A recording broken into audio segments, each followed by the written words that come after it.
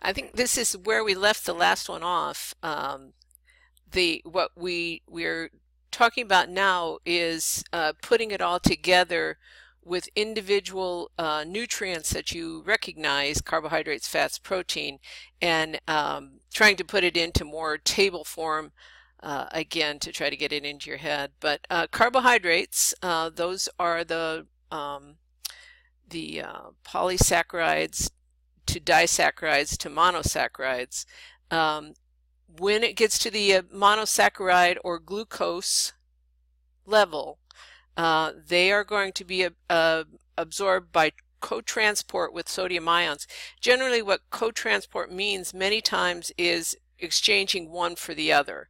They enter then the capillary wall and then taken to the hepatic portal, so taken to the liver.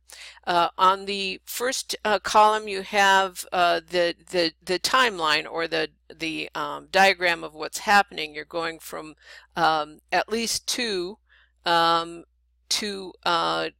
the single, and then to two, and then into what can be taken into the capillary bed, so the single carbon ring. And you're also looking at the enzymes and sometimes their source. Remember, salivary amylase comes in the mouth and also the small intestines, mouth and small intestines.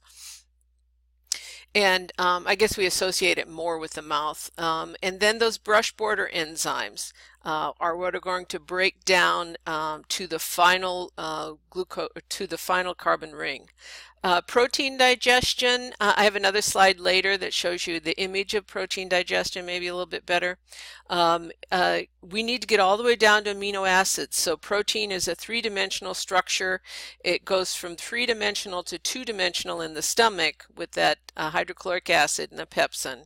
And then large polypeptide chains, so multiple chains of amino acids.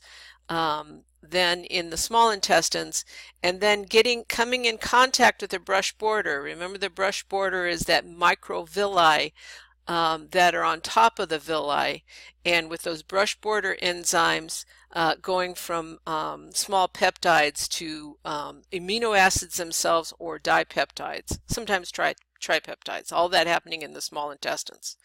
Then with regard to fats, a couple of things can happen to fats depending on its size. So if you have monoglycerides and fatty acids, so those are the larger ones, what they're going to do is they're going to be taken into the intestinal cells in the small intestines, mixed with proteins, and then excluded out the other side of the small intestinal cell into the area where the lymphatic lacteals of the lymphatic system can pick it up and then taken into circulation via the lymphatic system. Glycerol and small chain fatty acids can diffuse right into the blood. Those are the ones that then unfortunately, or fortunately, I guess, I don't know, whichever way, it can be turned into fat, more of us. They're the triglycerides. Then nucleic acids, these are the DNA, RNA. What happens with those, they're absorbed via carriers, absorbed into the capillary bed, and then taken into the hepatic portal vein. Nice images with regard to just organizing it all together there. And then this is the picture of protein digestion that I thought, again, just kind of driving these points home. At the very top, you have, it looks kind of like pop beads, or it looks like beads, and what's happening is the chymotrypsin is breaking those long strings of polypeptides into shorter strings, and then is coming in close contact with the brush border enzymes. Those brush border enzymes are breaking those amino acids into single amino acids, dipeptides, or tripeptides. And then those then can be absorbed into the bloodstream. Then here's an image with regard to, I tried to explain this to you, but it's just image form, where you have this fat fat globule that becomes emulsified. It's almost because it becomes like kind of acts like a detergent, and the way that works is the fact that you have these charged particles, which are the bile salts. Now this isn't the chylomicron here because you're still attaching proteins to it, but these fat globules then are coated with bile salts, so then they can suspend in water, so they're not hydrophobic at that time. And then the absorption, this one might help you a little bit more with understanding the absorption of fats into the lacteals. You have your large fat, your monoglycerides, that have your bile salts around, taken in. They're taken into the epithelial cell of the small intestines.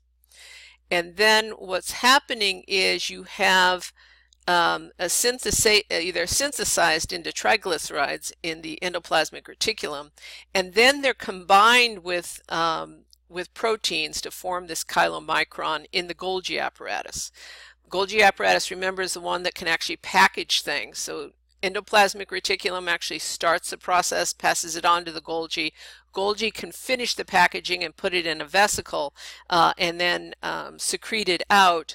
It passes through the intestinal epithelial cell and then is able to be absorbed into the lacteal. You have that. Lacteal, remember, is part of the lymphatic system. And this one I might have actually put it after the large intestines, but I'm glad I have it here. What I'm trying to illustrate here is how much fluid is reabsorbed. Start out with about 5,000 milliliters of fluid, turning into 9,000 milliliters, and then end up with only 150 milliliters that are actually secreted in the feces. So in the course of making of that foodstuff making its way through the large intestines, that in essence is how much water is reabsorbed. The other thing that I forgot to say about the large intestines, I believe I talked about vitamin K being synthesized. I didn't talk about vitamin B5 and biotin both being synthesized in the large intestines. But mostly it's water that gets reabsorbed there, and that's a dramatic picture of how much water gets reabsorbed.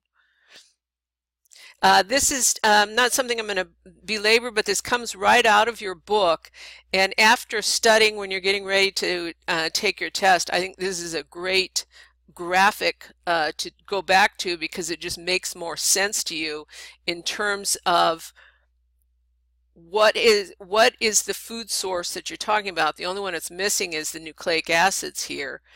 And where does it, what is its story? So it starts out in the oral cavity. What's happening there? It starts out, then goes to the esophagus, the stomach, small intestines, and then into the bloodstream. And what happens at each step, as well as listing the all the chemicals. The test will be very heavy on the chemicals that are involved in digestion, and what they do, where that happens, then what are the end products, where does that go? So this becomes a very, very good graphic for you to have in your head. And with that, that's the end of chapter 24, and we'll move on to chapter 25.